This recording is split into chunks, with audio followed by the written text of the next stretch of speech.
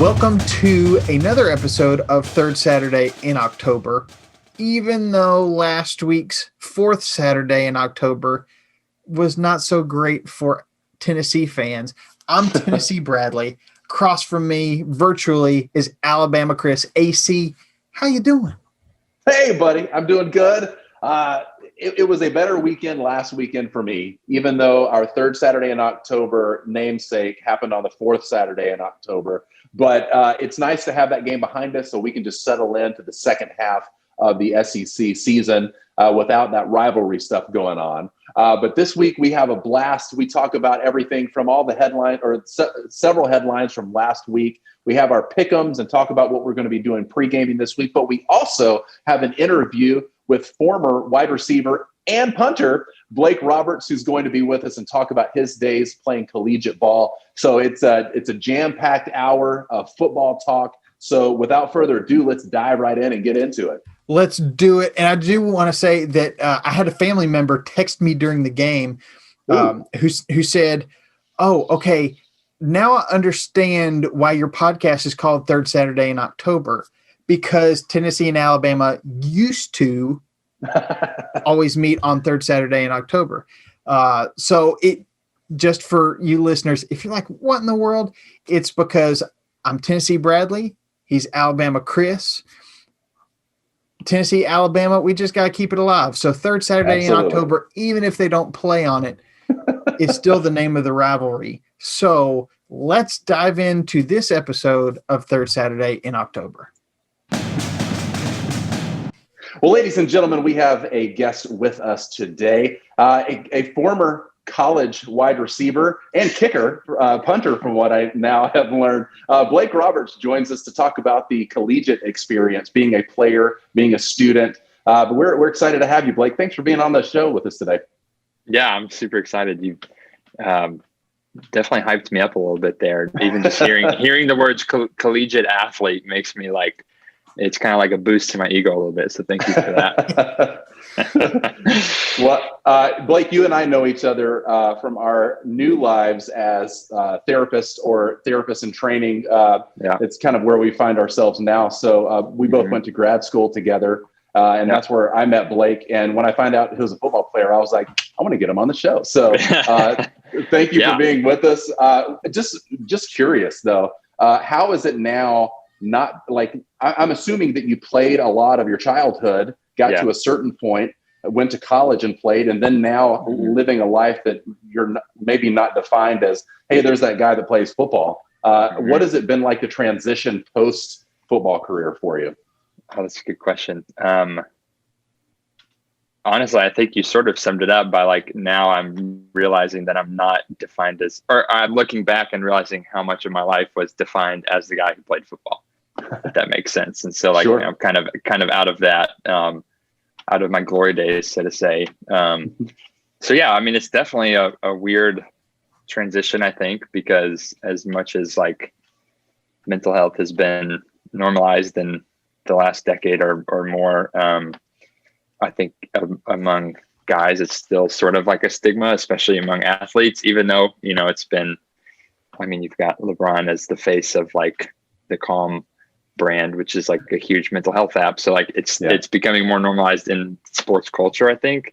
But it's still like, I feel like we're just on the front lines of that. So it's still definitely a stigma. So it is sort of weird, like now, being in the space that I'm in compared, like looking back to where, I was like, if you would have asked me, even when I was a junior in college, if I would ever thought that I would be a therapist, like I probably sort of laughed. Like it wasn't even anywhere close on my radar. So it's definitely like, I look back and it feels like a whole different life than where I'm at now. So. Yeah. Well, if I'm not mistaken, you and I've had a few conversations about this. That's a population of people that you want to work with, right? The student athlete or collegiate athletes in general. Yeah. I mean, that's definitely. I think just looking back on kind of where I was in college and kind of things I was going through, I think there's probably just a piece of my heart there that would love to serve that population and kind of be a part in whatever whatever degree of like one of those people who continues to destigmatize mental health and guys struggling with stuff in the sports culture, because it's such a performance-based culture. And I guess the nature of it has to be, or else you're not going to be good if you're keeping people out there that aren't performing well. But that obviously has like, a mental impact as well, even if it's later in life. So I don't know what that'll look like, but to kind of continue to be a part of that, and I guess use my experience as someone who is in it and experienced it firsthand, is definitely probably a passion of mine. That's great. Well, really cool. I want to go back to the beginnings of your collegiate experience. Yeah. At what point did you begin to believe, okay, I could play at a collegiate level? That's a good question. So I played sports growing up my whole life, mainly football, but from like peewee up until I think 8th grade, I was quarterback. So like that was the only thing I played was quarterback. So like that's the only thing I was used to. And then I have like bigger hands, which I guess helps me be a good receiver. So I think it was my 8th grade year. We had moved to a completely new state. I was like the new kid, played quarterback. And then they were like, let's try your receiver one game. And I was in 8th grade. I don't remember if it was like a real game or like a scrimmage. But I remember I not intentionally, but I just like caught a pass one-handed and then never played quarterback again. Like I grew up playing quarterback my whole life, and there was that one play and then never played again. But then after that, like I could not imagine myself playing quarterback in high school or college. Like it's just such a different responsibility level. So I think it was sort of a blessing that it happened that way. So like I went to Davis County High School, which is a school in Owensboro, Kentucky. And I mean, it wasn't, we weren't like crazy good or anything, but like we won some games, and it was like, honestly, some of the most fun football I ever played was in high school. And it was kind of one of those situations where like, we had some good players, me and I think 2 other guys, were the only ones who went on and played after high school. And I think it was maybe my coach, my junior year of high school, that kind of saw some capability that I had to think that I could play at the next level, which is a level higher than high school. And so put some film together. And I just got lucky one time and had like this crazy catch in high school that got entered into some like State Farm thing, and I won like first place and won a bunch of money for school. So then I think that helped like get a little bit of exposure to like schools, and because we were like a small school, and I was definitely not D1 potential, but that I guess was enough for some NAI coaches to like give a little bit of attention. So I guess it was probably around junior or senior year, but I never got like officially offered or even like met with any coaches until I think my senior year of high school. So it just kind of happened pretty quick. Well, that's still cool. Yeah. You see it happen in college. As a Tennessee fan, a couple years ago, last year's one of our best receivers, Juwan Jennings, went to Tennessee as a quarterback. There's a guy that plays for the Saints, same way. Oh yeah. Somebody for Ohio State a few years ago, same thing. Especially guys who are big competitors. It's like I just want to see the field, and I may not get to see the field as a quarterback. So let me play receiver, let me play defense, something. So that's a cool story to say. I never saw myself as anybody but a quarterback. Yeah. And then I played receiver one game, and then I couldn't see myself as a quarterback anymore. Not at all. I think receiver is so much more fun. There's so much less responsibility because, like, you're a quarterback. Like everything falls on your shoulders, no matter what. Yeah. So I was fine with it.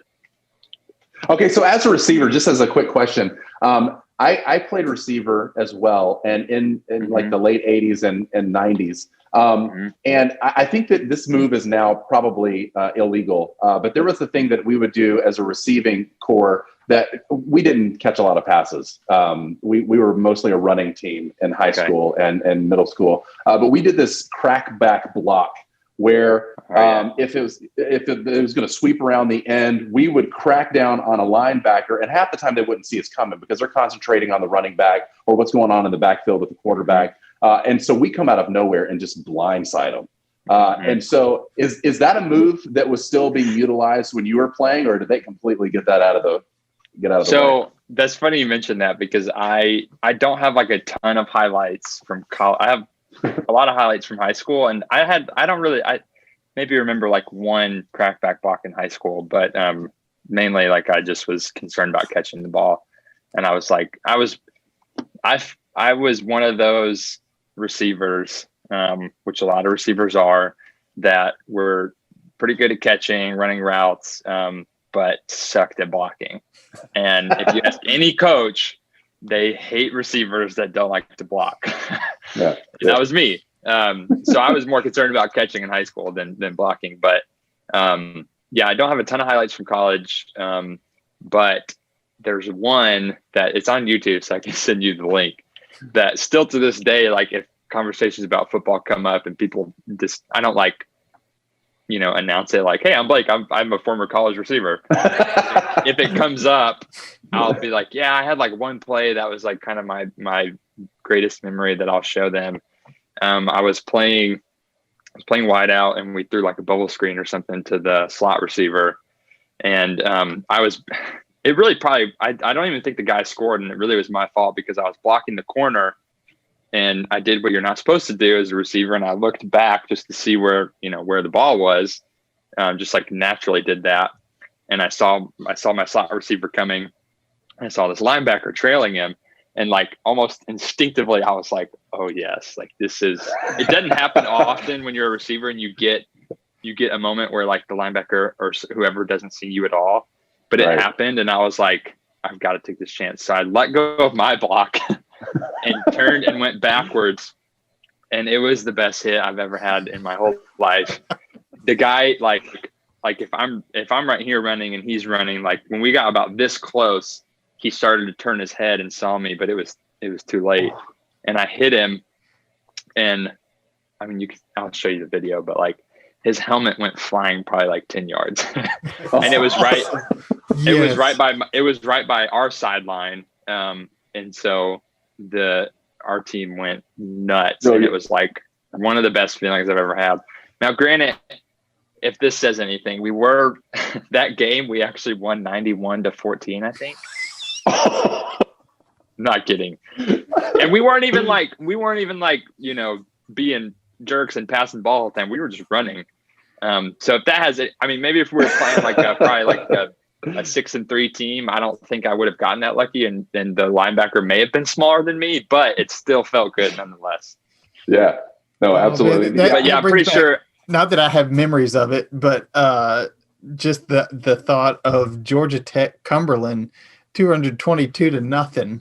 Yes. It's kind of up there with that. Yeah, it's definitely it's definitely a fun thing to know. But yeah, we were just running the ball and like scoring every time. It was ridiculous. But yeah, if that would have happened today, I mean, that's immediate, probably 15-yard penalty, ejection. Oh, sure. The helmet comes off. But I mean, I think the rest were probably like, it's 91-14. We're in the third quarter. Like, it's not that big of a deal. Yeah. Let's just get out of this game. Yeah. Yeah. The fact that it was named a crackback block may tell you something of whether it should be legal or not. Right. But yeah, some of my favorite memories were doing those blocks, but they were not pretty for the other team. So yes. I should be chastising myself for even appreciating what I did back in the day. But yeah. So I mean, I wish the guy well. I hope he was okay. Yeah. Peace and love. Yeah.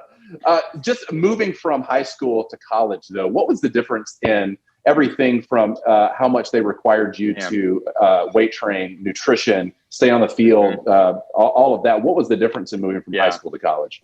Yeah.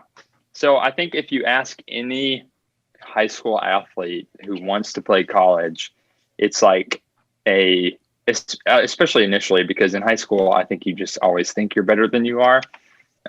Especially if you go to like a smaller school like I did and you were one of, I don't say this in a cocky way at all, but like one of like the better players on the team, you just immediately associate that with like, oh, I'm D1 potential. And then you see like CD Lamb and you're like, I'm not D1 potential at all. So I thought that I was D1, at least D1 AA maybe.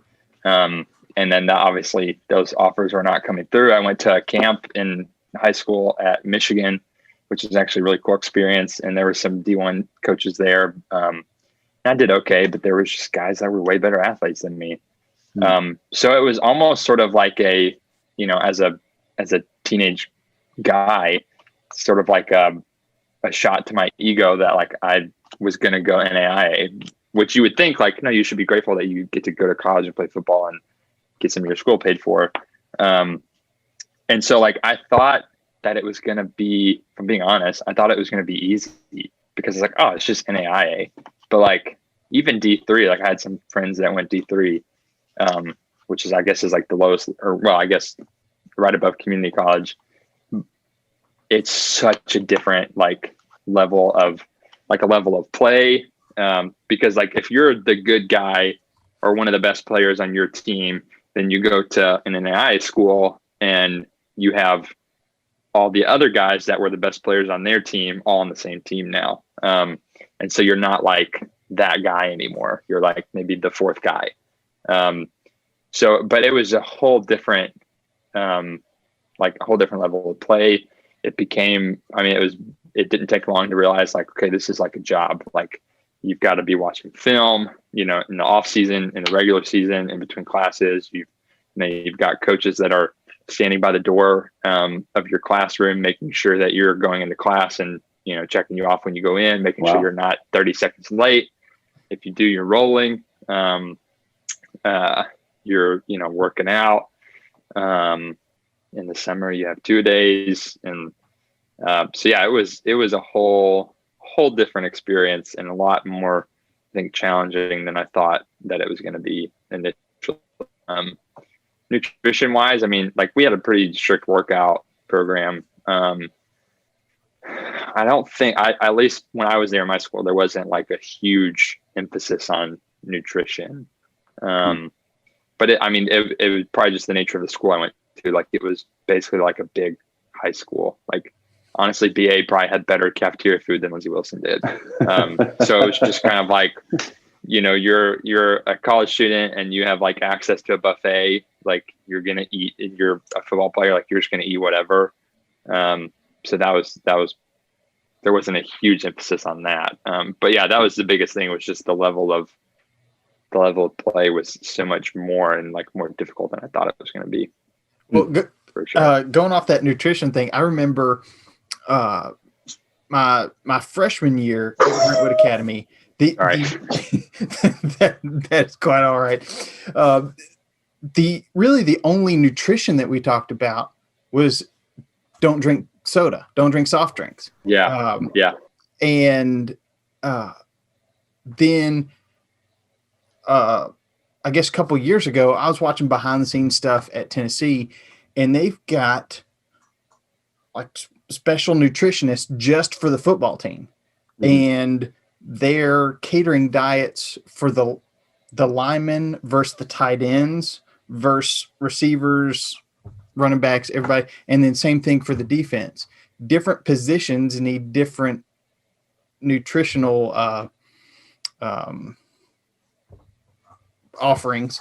And it's just mind blowing how much detail goes into it now. But Blake, what was game day like? What was it like getting ready for game day? Because as we watch these SEC schools, there's a lot of pageantry and stuff, but for the players, even if the game kicks off at 7:00 at night, it is an all-day affair. So what did it look like for you on Saturday game days? Yeah, so that was another thing. When I saw that question, I was reflecting on it a bit, and it's like I could like remember the feeling of game day, like the sound. It was just such a it was such an experience, so much more. I mean, it was like that in high school too, right? Like Friday night lights. You didn't pay attention to anything during class on Friday. You were just like trying to get through the day. Like you wear your jersey to school. Yeah. So yeah, there was definitely a ritual to Friday night. But then Saturday, we had a few night games, which was really fun because that's like a whole day thing. But most of our games were at like, 10, 11, 12 o'clock. But it was still so fun because like we'd wake up pretty early and we'd have like the whole cafeteria like blocked off just for the football team. So we'd all go in there and sit with our position, our different position groups and eat breakfast together.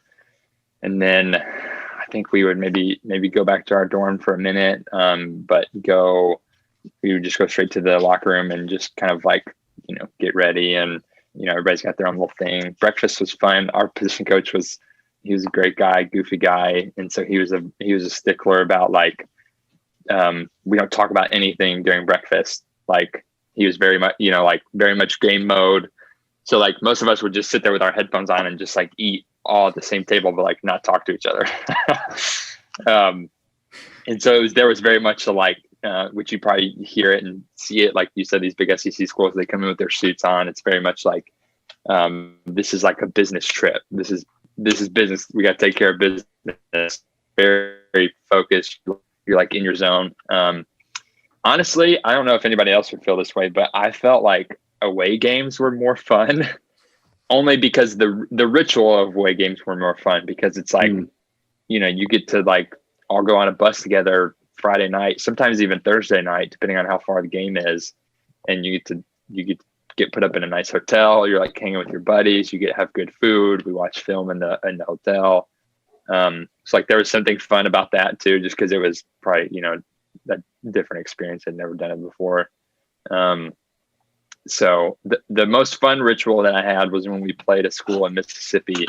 I guess our coach had a connection, so we got to stop halfway and do our warm up because we'd always do a warm up on game day, just in like helmets and just walk through some things. But we got to do our warm up at Ole Miss's stadium. Cool! Which when you go from like playing at like an NAIA stadium to Ole Miss, and there's like bleachers all around the whole stadium as far as up you could see, like it was such a cool experience. But yeah, there was something about like, especially like in the fall, it's like a perfect kind of like it is out here today in Tennessee today, where it's like the weather's beautiful, it's crisp, your different position. Since I was technically on special teams, the special teams group would always go out first for warm-ups to get some kicks in. So like I got to be one of the first groups to go out there where there's like no fans yet. There's just like a couple players on the field and you've got your, headphones on and getting hyped to whatever music you listen to. And just kind of like, I don't know, it's just something about like there's nothing in my life now that I put so much effort and like, so much ritual into like an event that's about to happen. So there was something that was like really like that, I think. Yeah. That's awesome. During all of that time though, getting ready for a game or even during a game, did you have any superstitions that you had to do a thing a certain way or you had to avoid certain other things? Yeah, I never did. Like, I don't know. I never did. There were a couple guys who had like, I put this sock on before I put that sock on. But no, I can't really think of it. I just was like, I always listened to music. I had like my, definitely my rap playlist that really hyped me up that I'd listen to and just kind of like sit, you have like, that was another cool thing that we didn't have in high school. It was like one big locker room, but in college, like we had a pretty nice locker room. So you've got like your own little cubby, and just kind of sit there and listen to your music and get yourself hyped up a little bit. But I never had any superstitions. What were your top 3 songs that you would listen to that would get you hyped up? Oh gosh. If you recall, you don't have to say it. Yeah, I don't even know if I recall. Or maybe I don't want to say. No, I'm just kidding. I don't know. I can't even. Probably just whatever was like the top, I don't know, Drake's song then or something. Right. Because we had like a big speaker in the locker room too that it would be playing, and probably something along those lines. Yeah. Occasionally I may like listen to like a rock song or something, but mostly it was like whatever was the top like rap song then that really, really bumped on the bass to like really kind of like get you going. Yeah, Nice. it's got to hit. It's got to be. Yeah. Yes. Absolutely. It's got to be. Yeah, I remember.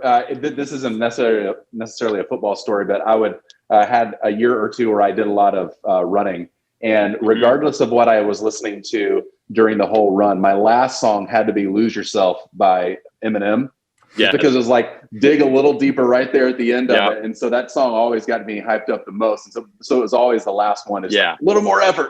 Yeah. So just See, curious if you had a playlist. I'll age. Well, I don't know if I'll age myself, or maybe I'll just point out how young I am. But "Lose Yourself" came out when I was like in high school, so that was more like my high school warm up song. Gotcha. Okay. Yeah. Good to know. Well, Chris and I's really our favorite music came out before we were born. So Yeah.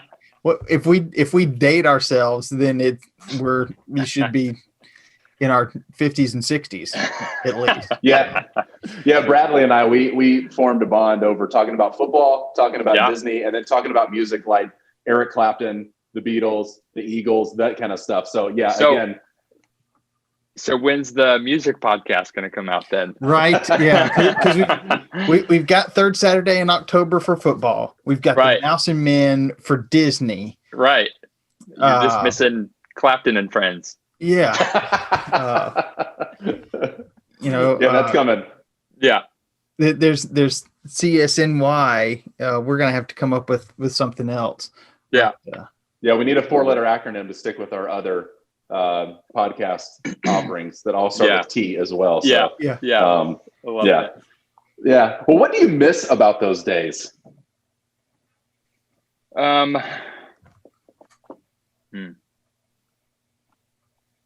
of. If anything, I'm not saying that not necessarily putting words in your mouth that it was a good experience looking back or a bad one, but just habits that you formed over those years or times that you're like, man, I wish I could do that again. Yeah. This is silly, but like, I definitely wish that I still had somebody that was forcing me to work out and I'd be punished if I didn't, because I'm not one to love to go to the gym by myself. And so when I stopped playing, I really noticed that. But it's different when, like, if you're not at the gym to run at 5 a.m., like, you don't want to know what's going to happen after that. So you better be at the gym. Now it's just like, if I'm not at the gym, then like, I guess I'm going to feel the effects of it, but that hasn't inspired me too much yet. So that's just a little funny thing. But honestly, like kind of what I was just talking about, the whole just like ritual and experience and like everything that went into just like a game. It's like one of those things that's hard to explain, that you're on like this team where all of these people like stop everything that they're doing in life and like mark off a whole Saturday just to come watch you get a leather ball across a line. Like obviously it's that simple, but there's so much more to it. But honestly, now that I say this, I think the biggest thing that I miss is like the sports and football, at least for me in college, was like the one thing, and I can't think of anything else that like comes close to it, where you could have like so many different people from so many different backgrounds, so many races, so many religious beliefs, not religious beliefs, so many different like pasts and like things that, like out in the normal world would like totally divide people. But like none of that mattered. I mean, it mattered, but like we were all like together, like going for the same goal.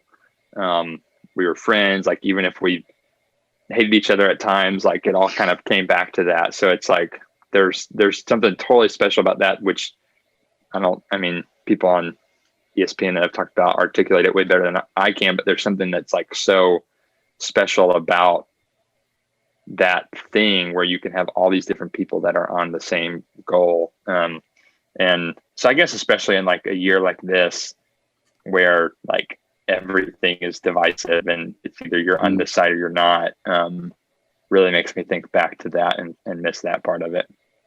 Well, I've talked, I think a couple times this year about, I love the movie Remember the Titans. Oh yeah. Because you've got these people who are being told they're supposed to hate each other, but they come together and they each have different roles. I think that's what's great about sports that's true. Whether it's football, baseball, soccer, whatever, you play different positions and you can't do everything. You've got a specific role. And when your role is done, somebody else, it's their time to shine. Yeah. But you come together going after the same goal, and the rest really doesn't matter. So I love, I'm going to have to go watch it again, especially with Tennessee having a bye week this weekend. I'm just going to go watch, Remember the Titans again. But, there you go. But that's something I really love about sports, and that I was missing when they were saying, we may not have sports. Like, well, sure. I want that connection. And like you were saying, the camaraderie this year there, I'm at home with my wife and son. I get to connect with Chris through Zoom once a week, twice a week. Right. And get the opportunity to meet people like you, Blake, through this, but don't get to have the handshake and the hug. Right. That we would normally. So any type of connection, I think we're all really just craving that.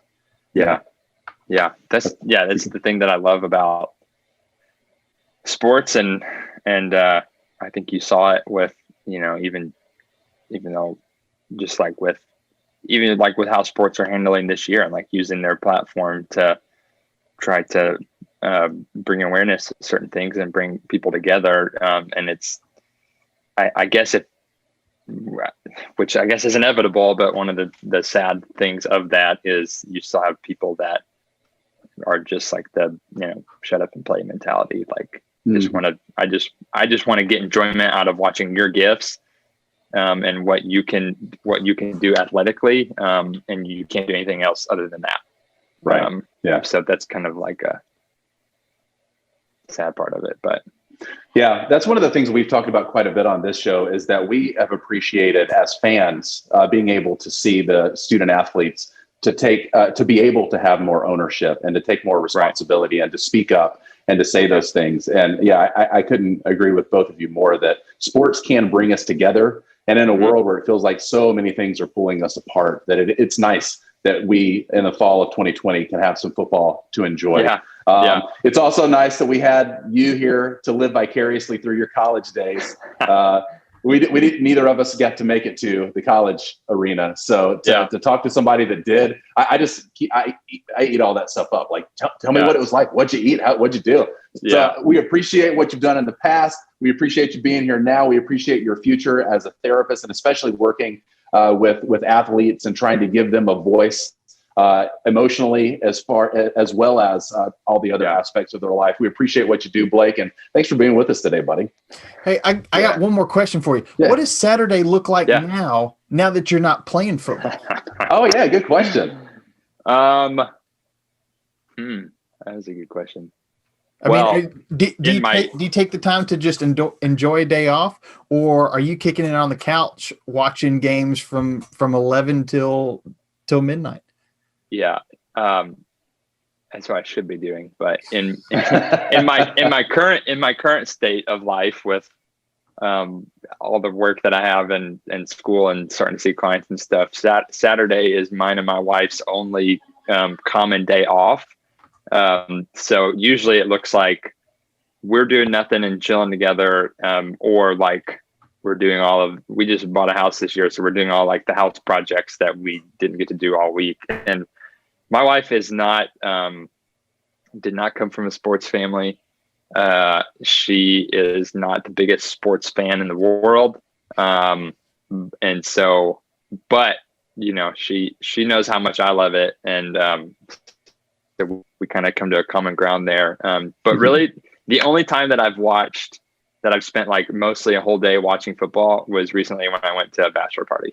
And it was just guys, and it was Saturday, and we just like sat there and watched game day and then watched games all day. But like now typically like, just whenever I have time outside of homework and all of that, I'll kind of like watch the games that I know will be really good, like really good matchups.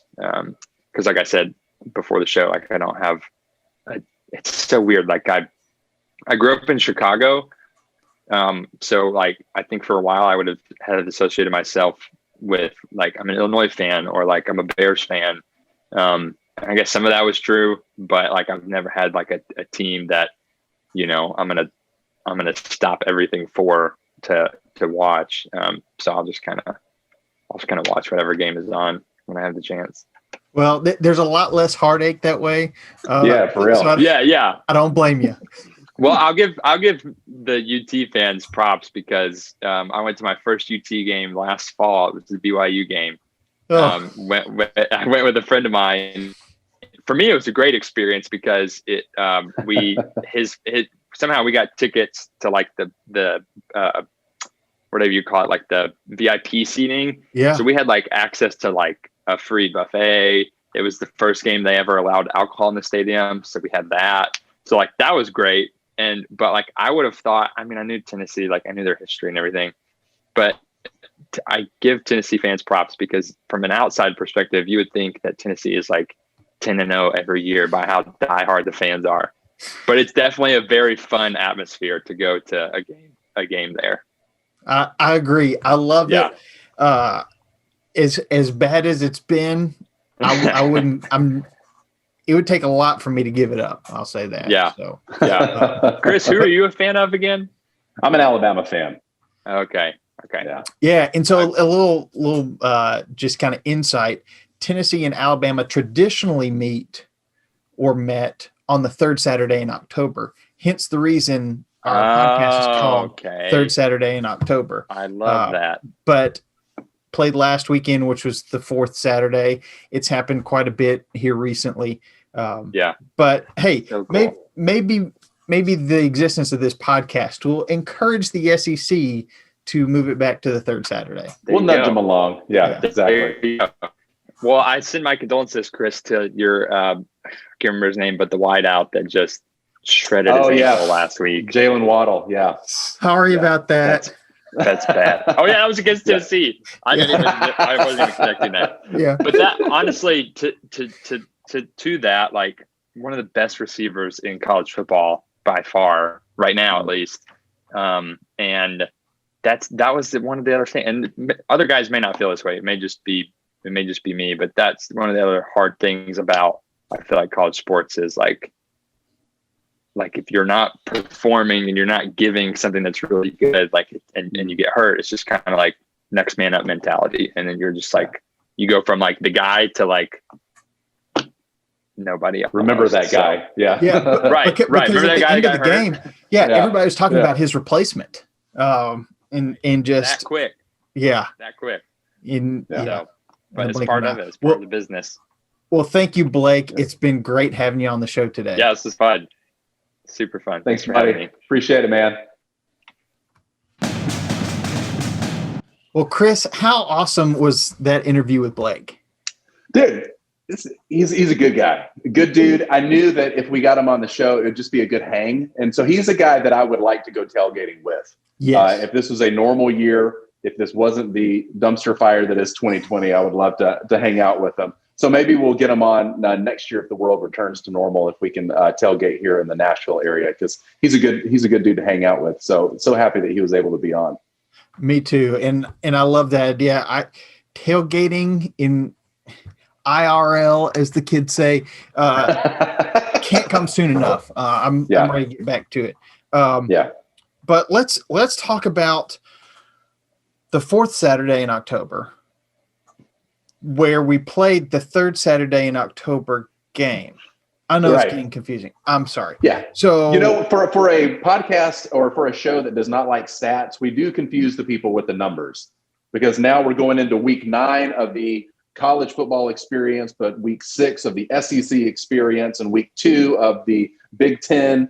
We're -1 for the Pac-12. And then the fourth Saturday in October played on the third Saturday. We've got all these numbers. And the Big 12 doesn't have 12 teams. The Big 10, I don't think, has 10 teams. Everything's a head scratcher. Thank goodness the SEC is just letters. Yeah, that's true. It's easy enough to remember. So there's a lot of people who are saying Jeremy Pruitt isn't a good coach. Maybe we should just get rid of him. I don't agree. But I don't know. I was late to jump off the Butch Jones bandwagon. But here's what I saw. Did we compete with Alabama? Were we competitive? No. But compared to the week before, when Tennessee just quit in I feel like the first quarter, maybe second quarter, against Kentucky. You can come back against Kentucky. I didn't see any quit in the Volunteers against the Crimson Tide last week. So I felt much better about the players. I felt good about the coaches as far as getting their players motivated, because that was a demoralizing loss against Kentucky. And to come out the next week against the second best, as the rankings have them now, second best team in the country. Yeah. I saw a lot of fight, even though it just seemed like we were overmatched. Maybe some of that was scheme. Maybe some of that is just talent. I don't know, but I was proud of Tennessee fighting for 4 quarters.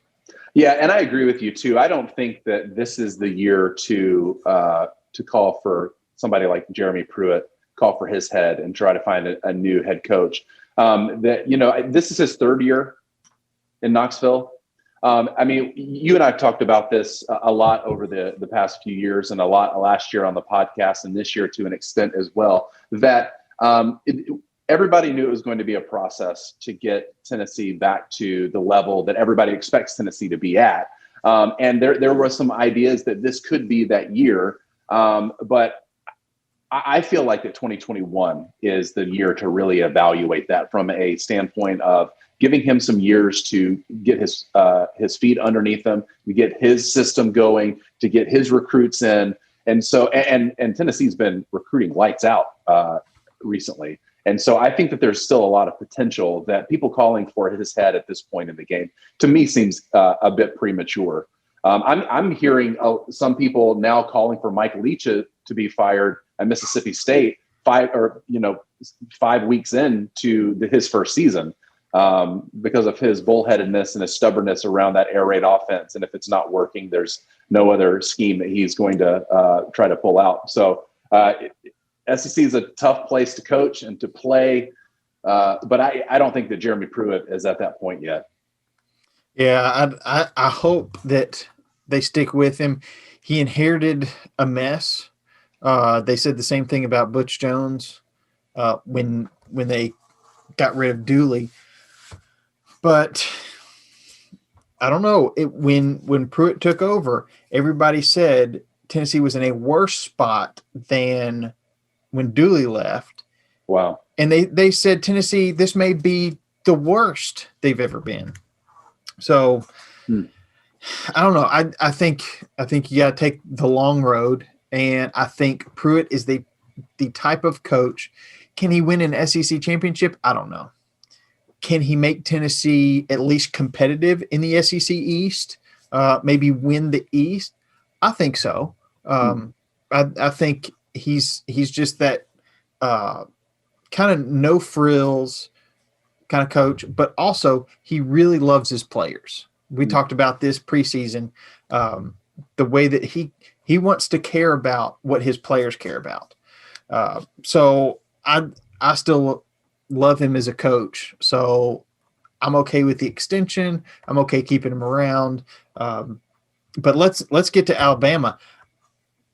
I'm sorry that Waddle's out for the year. That was a big blow on the first play of the game.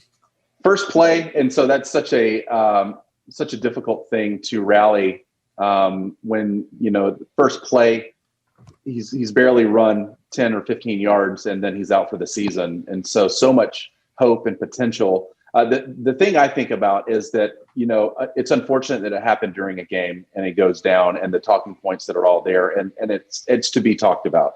But it's the future potential for these student athletes that, especially people that like Waddle, he's been mentioned to go in the first half of the first round of the NFL draft, coming out this year as a junior. And so things like that about what is it going to look like for his NFL prospects, those are really what I worry about, because it's unfortunate. Injuries happen at all levels, but it is tough when it's a season-ending injury that is requiring surgery. Those types of things are always tough. So I think that Alabama had a good showing against Tennessee. I was happy with the way that they played, but it was like, traditionally the winner of the Alabama-Tennessee game, they light cigars, and that's part of that thing. But the celebration part of it, when you lose any player, but especially a star player at the beginning of the game, it sets kind of a tone and a mood that is not as celebratory as you would want something like the Alabama-Tennessee game to be, on whether it's the third or the fourth Saturday in October. Agreed. It really, it's kind of a dark cloud on an otherwise sunny day. Right. And I saw Alabama come out there and execute like you would expect a Nick Saban team to do, unless they're playing Clemson. That seems to be the only time. I mean, I know it happens occasionally against Auburn, but I feel like against Auburn, you still execute, but there's some just freak play that happens. Yeah, that's true. Auburn has had a lot of those freaks scenarios over the years, but especially this year, they've had 2 back-to-back weeks where they probably should have lost the game if it wasn't for a freaky thing happening. So I'm interested to see how they look this week. But you're right. It does seem like that the Auburn has some tricks in their bags, even if they didn't mean to have them, that get pulled out at certain points of the season. Well, and I want to move to that Auburn game for just a second, but I do also want to say those Auburn weird plays happen with 1 second on the clock. And I mean, Saban was trying to get a second put back on the clock in the Tennessee game too, if I'm not mistaken. I didn't expect any miracles to happen, but but Auburn playing Ole Miss,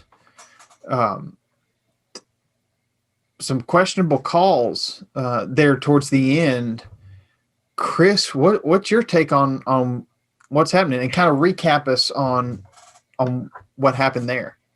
Yeah, apparently toward the end of the game, a receiver or a punt returner was going to get the ball, and then saw that maybe it was going to be not advantageous to catch it, and so he tries to move out of the way. But as he's doing it, the ball actually does brush past his hand and hits a finger, which would make that a live ball. Well, then Ole Miss gets it in the end zone, which should have been a touchdown for Ole Miss. But nobody from the officiating crew decided to take a look at that, even though it was being talked about. Like before the next snap happened, it was being talked about. Like, I think that they hit it. I don't know what the lack of communication or the breakdown of communication happened, but it was never reviewed. And once the next snap happens, it's a non-issue at that point.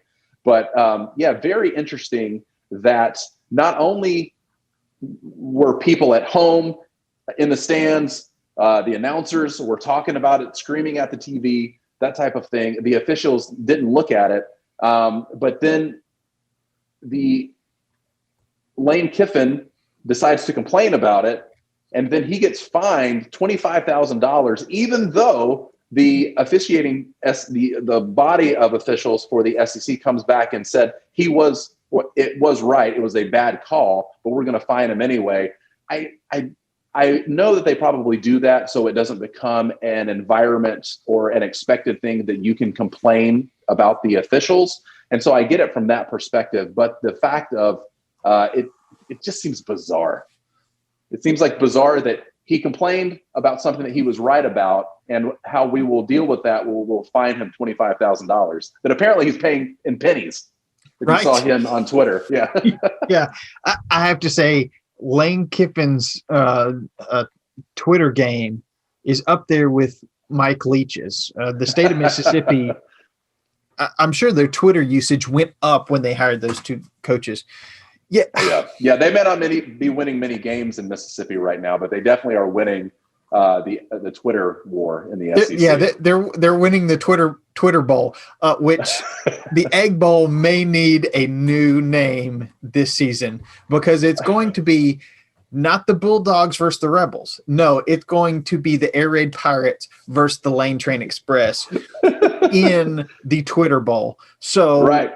Hey, well, maybe that's the Twitter mascot is a bird. And so maybe the bird from Twitter is the one who laid the egg that the bowl is named after.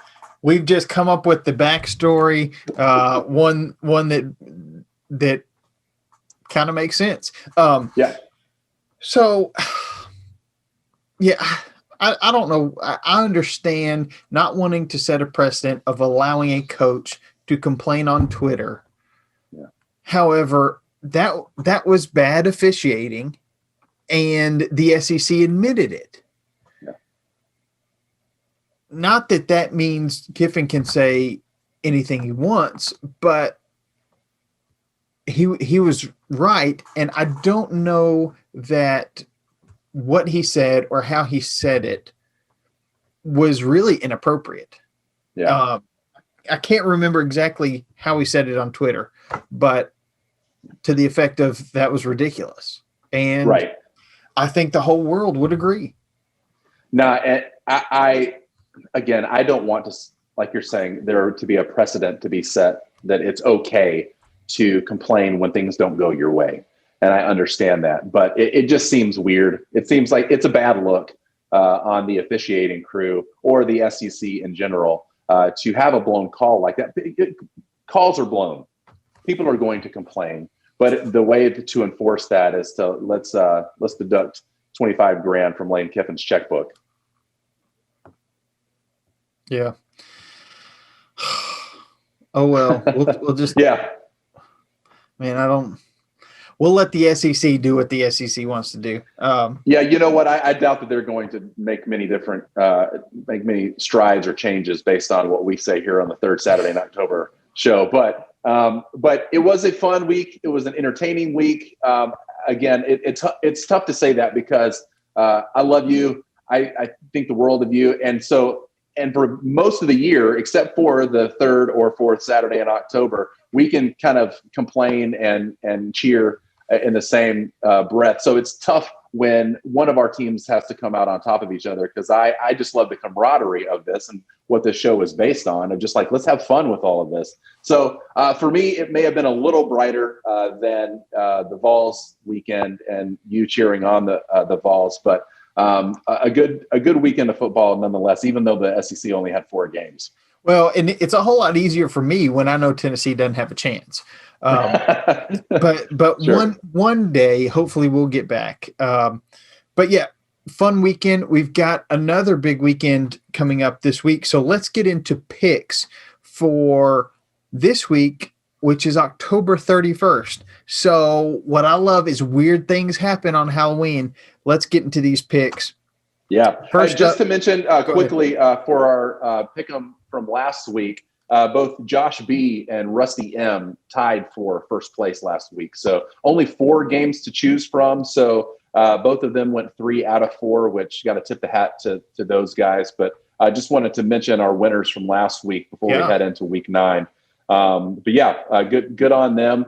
But yeah, moving in, we've got our first game. It's going to be over on SEC Network starting at 11 Central Time, noon Eastern. We've got number 5, Georgia, going after Kentucky. And it looks like right now, 14.5-point lean toward Georgia taking that game down. What do you think will happen?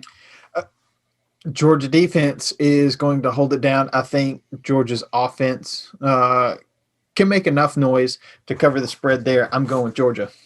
Yeah, I'm doing the same. I think that Georgia needs to prove why they're currently one of the top teams in the country, and I think that they'll do that pretty convincing fashion. So I think that 14.5 spread, they'll take that and some. Then a little later in the day, our CBS game of the week is going to be LSU at Auburn at 2:30 Central Time. It looks like that they've got. I think that this game is played in Auburn. And I think that when the initial lines came out, that Auburn was given 2 points. I think maybe that they would take it down by that margin. But now it's switched. And now it looks like the line is 3.5 for LSU. So is this Vegas knowing something that we need to pay attention to, or they just want us to bet on LSU? You know, If they were just wanting me to bet on LSU, they got me, because I think LSU is going to win this one. Why? I don't know, because both these teams, looking around like, what the heck is going on? Yeah. I mean, I think that due to poor officiating last week, Auburn won when they should have lost. So I'm going with LSU to win by more than a field goal this weekend. Yeah, I agree with you. I'm choosing LSU as well. At this point in the game, and again, things happen. All of our teams catch breaks from time to time, but I'm looking at a 3-2 record for Auburn, which if things were just played clean near the end of the game, they would be sitting at 1-4 right now. That is a pretty that shows you something about Auburn. And so again, they're my cross-state rival. And so I've traditionally always pulled for Alabama and always had bad things to say about Auburn. But just looking at it as a host of this show and trying to be as objective as possible, LSU's definitely had their share of weird things happen to them coming off a historic season that was the Joe Burrow parade. But I still think that LSU takes it down.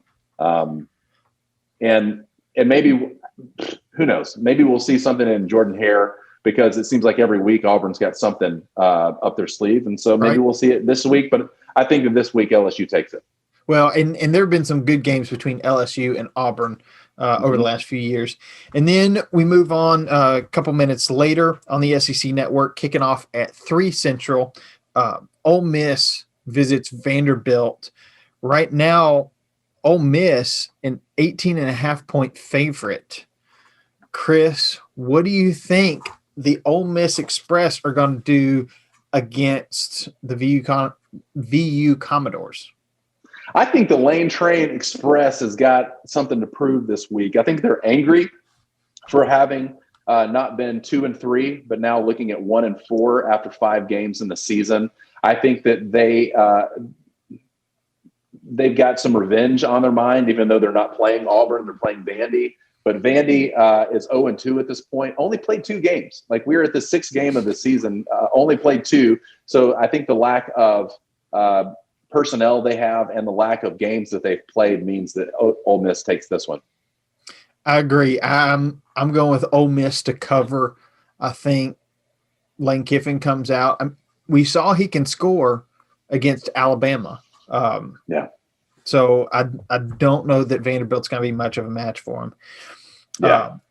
Then on ESPN at 6 Central, we've got Mississippi State going to Tuscaloosa to take on your boogie boarding elephants of the Crimson Tide. Alabama, a 31.5-point favorite. Chris, how you feeling about this one?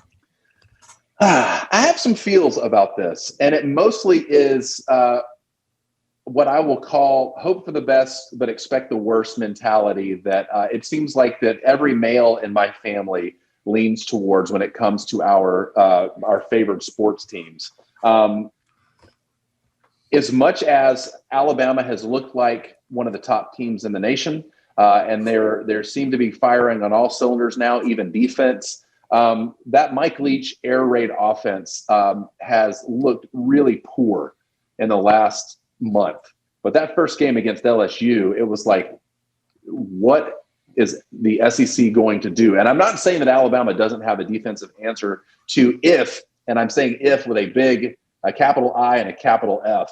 But if they are able to start throwing the ball, Costello and Mike Leach and crew from Mississippi State, that our weakest point in Alabama is, I think, our defensive secondary.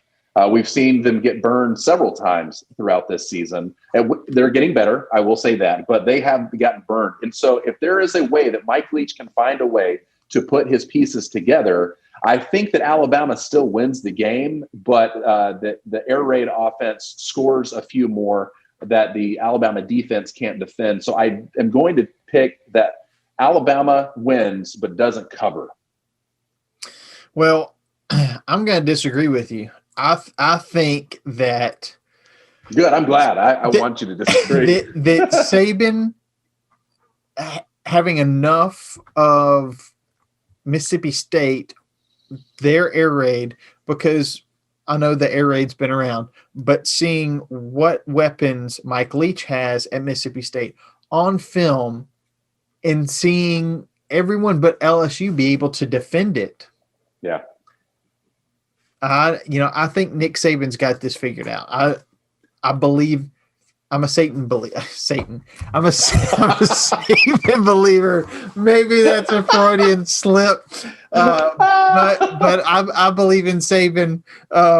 So I'm going with them to cover the spread this Saturday against the Air Raid Pirates. Well, I hope I'm wrong, and I hope that you repent from your ways of believing in Satan. That's really good. It's one of those things when you text it, sometimes it wants to autocorrect. It's like, no. I'm not saying that Satan had a good play call there. It is interesting though. Saban and Satan are only one letter off.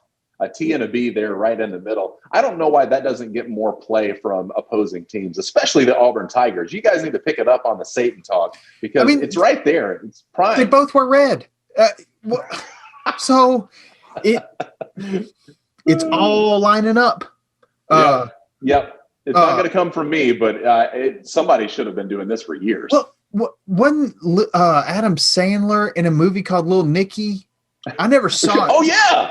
So, okay, we got to get this started. But first, we got to make some more picks.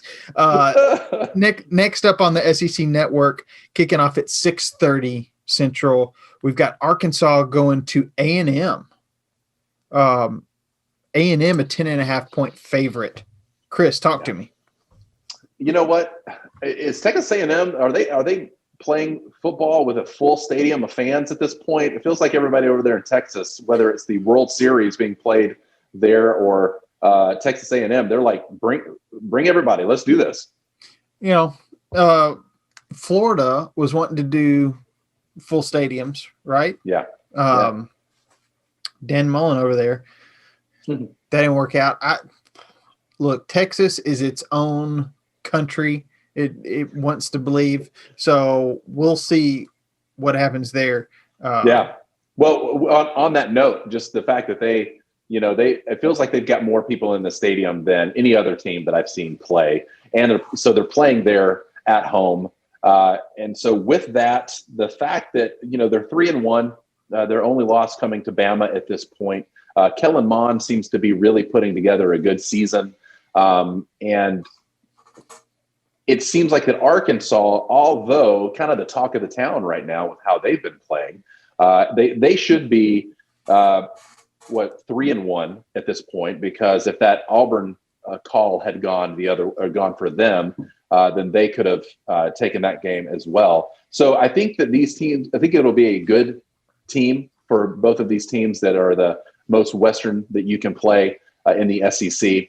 But I still think that Texas A&M is putting together a team this year and a run that they'll take Arkansas down by 10.5.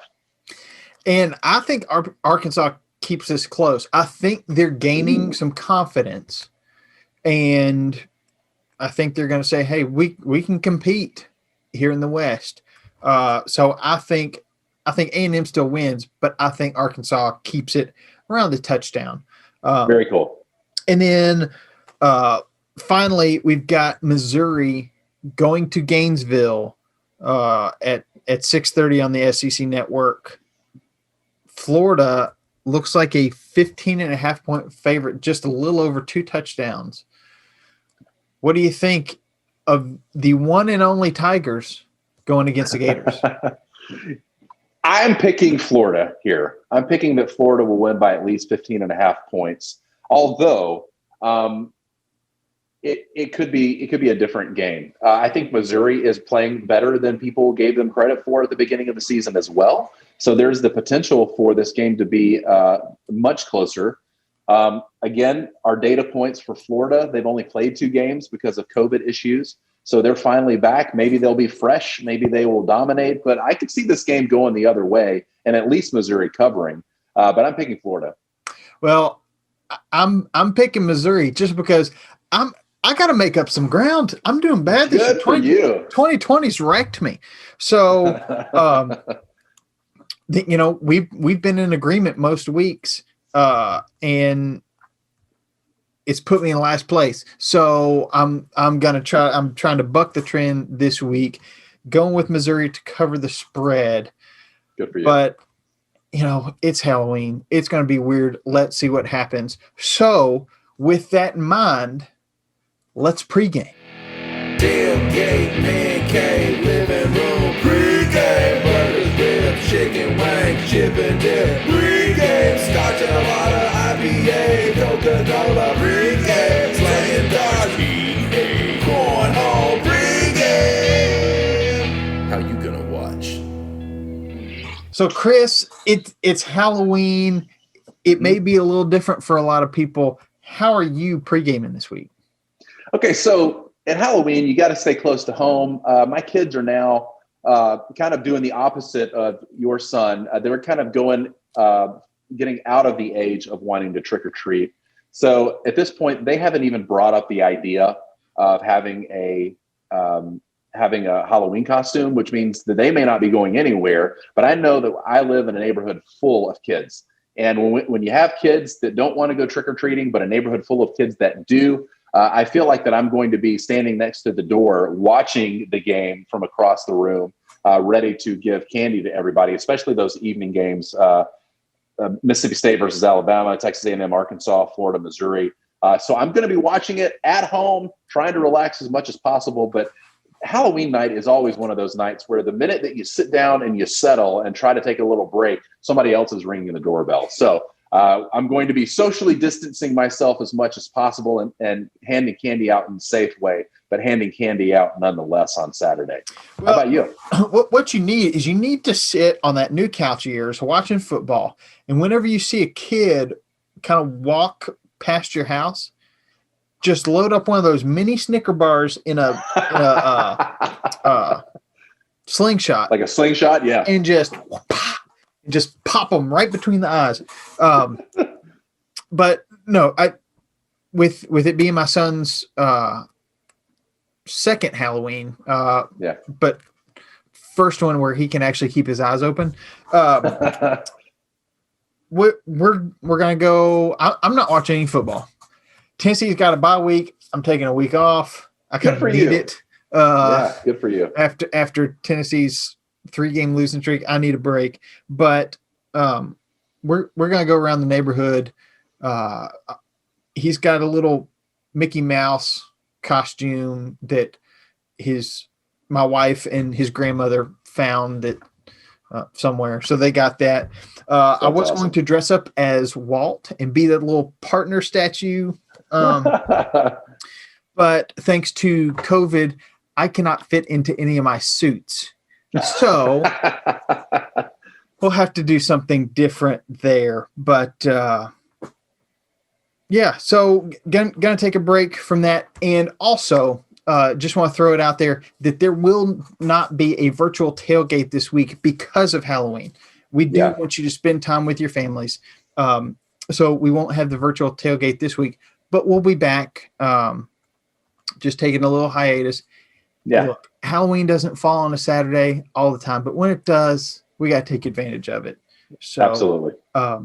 Be sure to find us on social media at TSIO Pod on Facebook, Instagram, Twitter. Find us on YouTube.